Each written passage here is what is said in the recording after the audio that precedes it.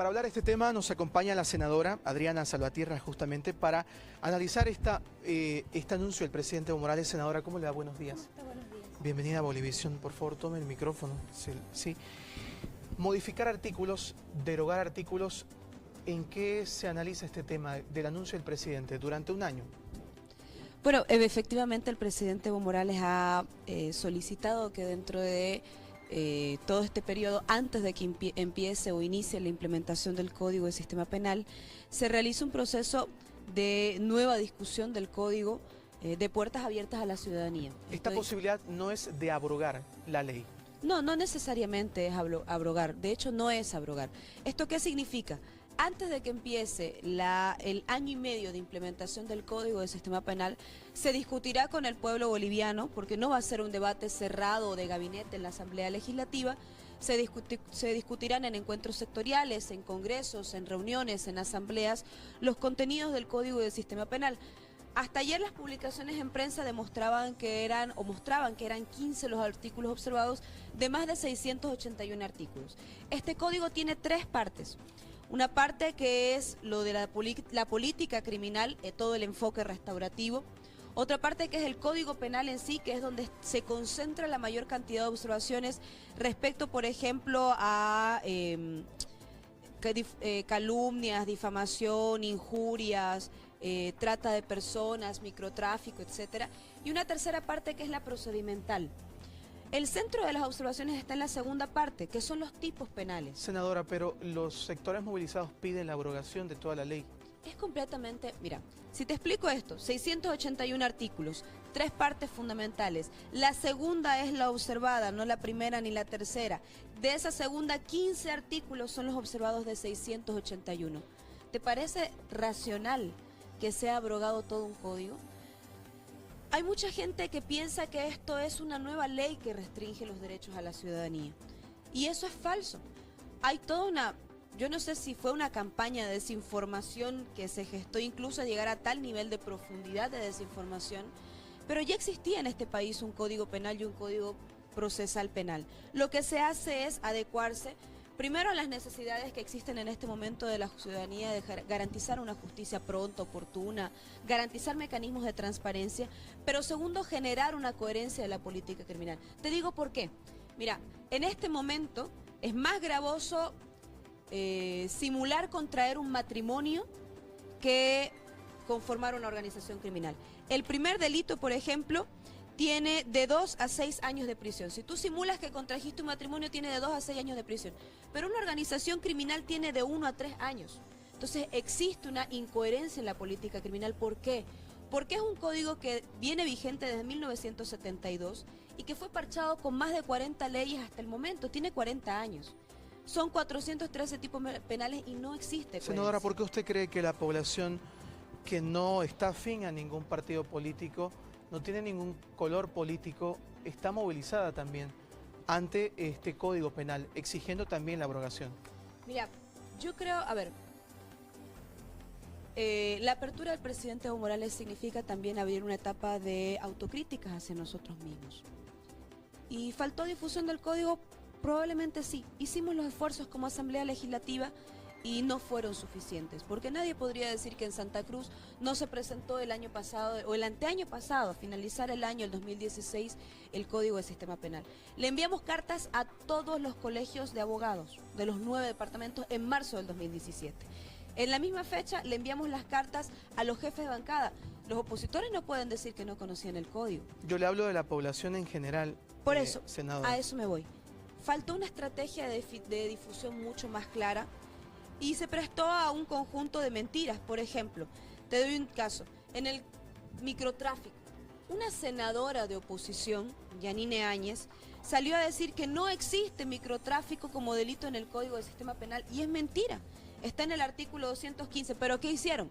Realizaron un meme, lo difundieron en las redes. Las redes hoy son el principal mecanismo de información de la ciudadanía y nosotros no tuvimos una estrategia comunicacional acertada para informar de forma efectiva el ¿Es código. decir que la población está desinformada sobre el nuevo Código Penal? Yo creo que sí. Hay mucha población desinformada sobre el código, no porque esto sea solamente una dejadez, sino porque evidentemente un código que es más de 681 artículos contenidos en un libro bastante grande, no son accesibles para que la ciudadanía los lea, por más que estén disponibles en las páginas web.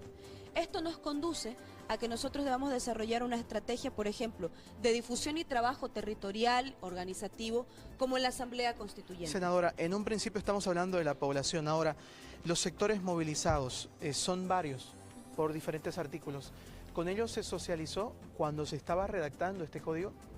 Por ejemplo, con el Colegio Médico, y lo he demostrado con diferentes actas, sí. Los transportistas. No solamente lo socializamos, lo construimos con él. ¿Y con los transportistas? Con los transportistas pasó lo siguiente, y es lo que pasa con trata y tráfico de personas.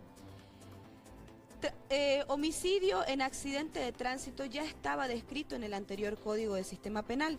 Era el artículo 261 y comprendía de 1 a 3 años de privación de libertad y además inhabilitación para el resto de su vida. O sea, al chofer se le quitaba definitivamente su licencia. Ahora lo que se planteó es de 2 a 4, se mantiene casi la banda, solamente crece un año, pero no se retira para toda la vida la licencia, sino máximo existe un retiro de licencia de 5 años. Y además se suma reparación económica. ¿Qué pasa? ¿Cómo yo me puedo imaginar que un tipo penal que ya estaba en la anterior normativa, hoy día me va a significar un conflicto? ¿Cómo yo me voy a imaginar, por ejemplo, que trata y tráfico de personas que existía en este país como tipo penal desde el 2012, resulta que ahora va a significar un conflicto? Es decir, para el gobierno no era necesario socializarlo, con lo que usted me está mencionando. No pasa que no hubiera sido necesario socializarlo, fue una norma que ya pasó por consensos. En su momento, en 2012, trata y tráfico de personas enfrentó consensos. Las plataformas que están en contra del artículo del aborto, ¿se socializó con ellos o no? ¿Se los escuchó o no? A ellos los recibimos en audiencia pública. No sé si recuerdan, quizás pueden revisar los archivos de prensa, la gente recordará. En audiencia pública se solicitó se convocó a las diferentes plataformas a la Ciudad de La Paz. De igual forma también a los colectivos de mujeres. Donde no es posible alcanzar consensos porque existe un conflicto de partes, ahí lo que se busca es generar equilibrios también en la normativa que avancen en el ejercicio de los derechos, pero que también resguarden aquellos principios que, bueno, la sociedad defiende y que se defiende también desde criterios confesionales. Bien, hay abogados constitucionalistas que hablan de un nuevo código del sistema penal, senadora, muy ambiguo, que se manejan muchas interpretaciones en los artículos. Y es por eso tal vez que la población está susceptible. Mira, yo te doy un caso. Hasta con el anterior Código de Sistema Penal, un trabajador de salud o un médico era procesado por lesiones gravísimas. ¿Qué decía el anterior Código Penal? Artículo 270. Se sancionará con privación de libertad de 5 a 12 años a quien de cualquier modo, a cualquier persona que de cualquier modo. Eso sí es una apertura completa. No fue modulado a través a través de diferentes fallos. ¿Qué ofrece el Código del Sistema Penal? Hay elementos en los cuales el Estado tiene una respuesta muy dura. Te doy un caso: feminicidio. Feminicidio continuará enfrentando una condena de 30 años porque es catalogado como un crimen en esta clasificación de crimen, delito y falta. Pero, por ejemplo, si yo robo una garrafa, no es un crimen, es una falta, debe ser procesada como tal, y si existe reincidencia, recién ingresa la privación de libertad. Pero este código te ofrece la posibilidad también de que a través de sentencias constitucionales se vaya modulando, porque este código, primero, que puede ser perfectible. O sea, nosotros lo que no deseamos es que se ingrese en una discusión de abrogación total del Código del Sistema Penal, porque la gente no lo ha leído en su Senadora, en su totalidad. Senadora, le consulto y con esto voy finalizando. El tema de los derechos humanos, derechos de las personas, derechos de la sociedad, son varios artículos que la población en general los observa. Por ejemplo, el tema de las protestas. Son artículos polémicos que le hablo de la población en general, no de sectores específicos. ¿Qué habla de ello? A ver, yo quiero ser ¿Estará prohibida la protesta en Bolivia? ¿Será un crimen protestar en este país? En absoluto. A ver, primero, constitucionalmente, para las personas que observaron el tipo penal de trata y tráfico de personas, Ya existía, estaba desde el 2012 vigente la ley de trata y tráfico de personas. Este es un delito de carácter transnacional. Yo no conozco una iglesia que incurra, por ejemplo, en explotación sexual, explotación laboral, tráfico de órganos, etcétera, que es para este tipo penal de trata de personas. El artículo 88, usted habla. Exactamente. En el caso de atribuirse los derechos del pueblo, que es el artículo 294, te muestra en la primera parte, te dicen, la persona que forma parte de una fuerza armada, un grupo de personas que se atribuyen los derechos del pueblo, incurrirá en prisión de libertad de 2 a 4 años e inhabilitación. Pero no te dicen que el segundo parágrafo resguarda la movilización ciudadana diciendo, las acciones de movilización social no constitutivas de conductas descritas en el parágrafo precedente que tengan por finalidad reivindicación o ejercicio de derechos humanos, sociales o cualquier otro derecho constitucional no serán considerados como atribuirse derechos del pueblo. Ese parágrafo 2, senadora, ¿no da la libre interpretación tal vez o es muy ambigua? Es por eso que porque te está diciendo, si tú protestas por tus derechos constitucionales, si tú protestas por derechos humanos, por una reivindicación de carácter sectorial, no puede ser considerado este tipo penal. Es lo que no acontecía en el anterior Código Penal. No existían excepciones. Las excepciones resguardan que una persona no sea procesada por esa comisión del delito. Y finalizo con lo siguiente.